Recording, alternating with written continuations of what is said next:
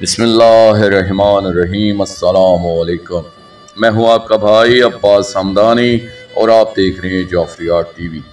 آج کا ہمارا موضوع گفتگو ہے لاش ہائے اطہر کی پامالی قسط اول۔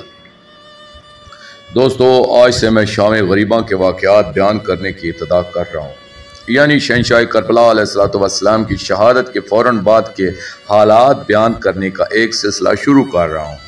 اس مقام پر میں یہ عرض کروں گا کہ جتنی کتب مقاتل ہیں ان میں ان واقعات کی کوئی ترتیب موجود نہیں ہے، بلکہ صاحبان تاریخ و مقتل نے واقعات کو بلا ترتیب لکھ دیا ہے، بلکہ ایسی بے ترتیبی کے ساتھ لکھا ہے ان میں یہ معلوم کرنا مشکل ہے کہ کون سا واقعہ پہلے رونما ہوا ہے کون سا واقعہ بعد میں۔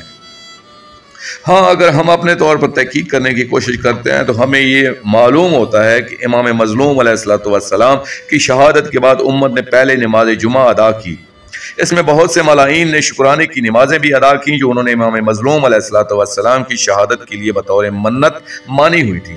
کتب میں یہ بھی لکھا ہوا ہے کہ امت ملعون نے اپنے نبی صلی اللہ علیہ وآلہ وسلم کے نواسے کی شہادت کے بعد شکرانے کے طور پر 7 سے لے کر 40 مساجد بھی تعمیر کرائیں، جن میں سے صرف 4 مساجد کوفہ کے مرکزی شہر میں بنوائی گئی تھیں۔ جب امت ملعون نماز جمعہ سے فارغ ہوئی، امت ملعون میں عمر ابن سعد ملعون نے اعلان کیا کہ تم میں سے کون کون سے جوان ہیں جو شہنشاہ کربلا علیہ السلام کی لاش ہائے اطہر پر گھوڑے دوڑانا چاہتے ہیں۔ اس اعلان پر 10 حرام زادے اپنے اپنے گھوڑے آگے لے آئے، پھر ان کے ساتھ 10 اور ظالم بھی شامل ہو گئے، یعنی ان کی کل تعداد 20 تھی۔ یہاں تک تو روایات میں کوئی اختلاف نہیں ہے، بلکہ تقریباً اکثر مورخین و صاحبان مقاتل متفق ہیں۔ اس سے آگے روایات میں اختلاف ہے۔ پہلی روایت یہ ہے کہ پہلے امت ملعون نے تمام شہداء علیہ السلام کی لاشوں کی پامالی کا حکم دیا تھا، مگر اکثر شہیدوں کے ہم قبیلہ لوگ وہاں موجود تھے اور انہوں نے بڑھ کر اپنے رشتہ داروں کی لاشیں اٹھوا لی تھیں۔ صرف پاک خاندان علیہ السلام کے افراد باقی رہ گئے تھے، ان کی لاشیں پامال ہوئی تھیں۔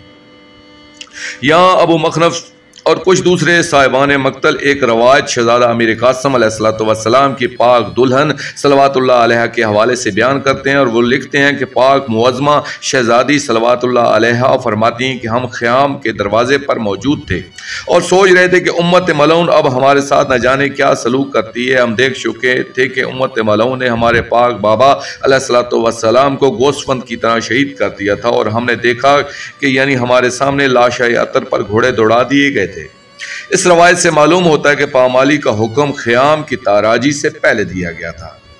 صاحبان مقتل کا ایک بڑا طبقہ لاش اطہر کی پامالی کی روایت کو اس موقع پر تسلیم ہی نہیں کرتا، یعنی وہ کہتا ہے کہ شام غریباں کے وقت یعنی 10 محرم کی شام کو لاش اطہر کی پامالی کا پروگرام بنایا تو گیا تھا، مگر پامالی نہیں ہو سکی تھی۔ یہ تسلیم کرنے کے بعد وہ لکھتے ہیں کہ یہ واقعہ لکھا تو 10 محرم کی شام کے واقعات میں گیا ہے، مگر اس دن پامالی نہیں ہوئی ہے۔ ممکن ہے کہ پھر 11 محرم کے دن لاشوں کو پامال کیا گیا ہو، یعنی وہ یقینی طور پر کوئی بات نہیں کرتے، بلکہ وہ کہتے ہیں کہ پامالی سے متعلق اتنی روایات ہیں کہ انہیں رد بھی نہیں کیا جا سکتا، اور 10 محرم کی شام کو پامالی کے عمل کو تسلیم نہیں کرتے۔ اس لیے جمع بین الروایات کا فارمولہ استعمال کرتے ہوئے اتنا کہہ سکتے ہیں کہ شاید 11 محرم کے دن لاشوں کو پامال کیا گیا ہو، مگر کسی کتاب میں 11 محرم کے دن کے واقعات کے ضمن میں لاش اطہر کی پامالی کے بارے میں کوئی روایت موجود ہی نہیں، صرف احتمال ہے۔ جملہ صاحبان مقتل کا اس امر پر اتفاق ہے، جس وقت امت ملعون نے پامالی کا حکم دیا تو اس وقت کسی کنیز نے آ کر حرم سرا میں اطلاع دی کہ امت ملعون نے لاش اطہر کی بے حرمتی کا پروگرام بنا لیا ہے۔ جناب فضہ سلام اللہ علیہ سے روایت ہے کہ اس وقت میں نے دیکھا کہ ملکہ عالمین معظمہ عالیہ بی بی صلوات اللہ علیہ کے رخ انور کا رنگ متغیر ہوا۔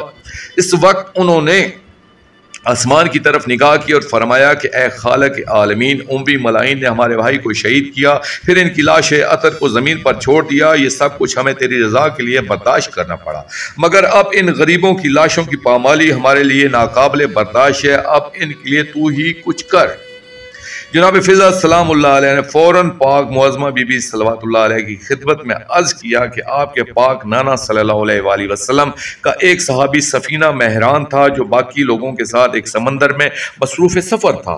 کہ راستے میں طوفان آ گیا اور ان کی کشتی طوفان میں پاش پاش ہو گئی تھی۔ انہوں نے ایک جزیرے میں جا کر پناہ لی تھی۔ جب وہ اس جزیرے پر داخل ہوئے تو وہاں پر ایک شیر نے حملہ کر دیا۔ وہاں اس صحابی نے حملہ آور شیر سے فرمایا کہ اے ابو الحارث، کیا تمہیں یہ علم نہیں ہے کہ میں شہنشاہ انبیاء صلی اللہ علیہ وآلہ وسلم کا آزاد کردہ غلام ہوں، تم مجھ پر کیوں حملہ کرتے ہو؟ یہ سنتے ہی شیر نے ان کے سامنے اپنا سر جھکا دیا تھا وغیرہ وغیرہ۔ پاک معظمہ صلوات اللہ علیہ جس وقت ہم علاقہ قطقطانیہ کے شہر ہیرا موجودہ نجف کے قریب سے گزر رہے تھے تو وہاں ایک شیر آپ کے محملوں کے ساتھ ساتھ کربلا تک ہمارے ساتھ آیا تھا۔ اگر آپ اجازت دیں تو میں سے کہوں کہ وہ آ کر امام مظلوم علیہ السلام کی لاش عطر پر پہرا دے۔ پاک معظمہ بی بی صلوات اللہ علیہ نے فرمایا کہ بے شک اب اس شیر سے کہہ دیں کہ وہ آ کر میرے پاک بھائی علیہ السلام کی حفاظت کرے۔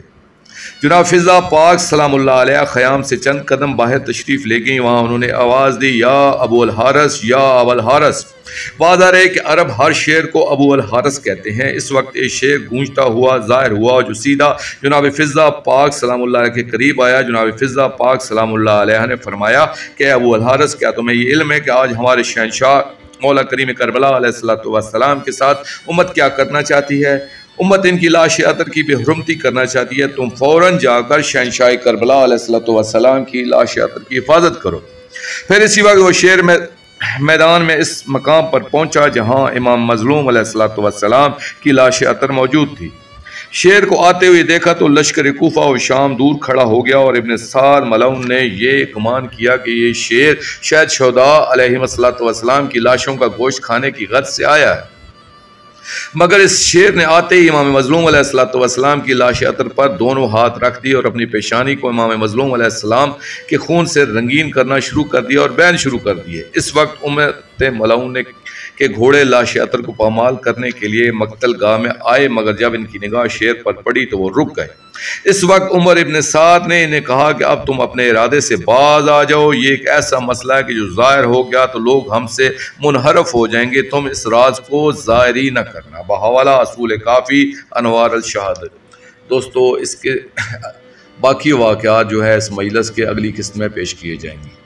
آخر میں شکریہ ادا کروں گا اپنے مرشد کریم السید محمد جعفر الزمان نقوی البخاری سرکار دامِ اللہ تعالیٰ کا۔ یہ مضمون میں نے ان کی کتاب مجالس المنتظرین علی روضۃ المظلومین جلد 4 سے پیش کیا، اور آخر میں اپنے پاک شہنشاہ کی بارگاہ میں دعا کریں گے، الجل یا ولی المظلومین یا امان الخائفین اجر اللہ تعالیٰ فرجک و صلوات اللہ علیہ یا رب محمد و آل محمد صلی اللہ محمد و آل محمد واجل فرج آل محمد صلی اللہ علیہ وآلہ وسلم۔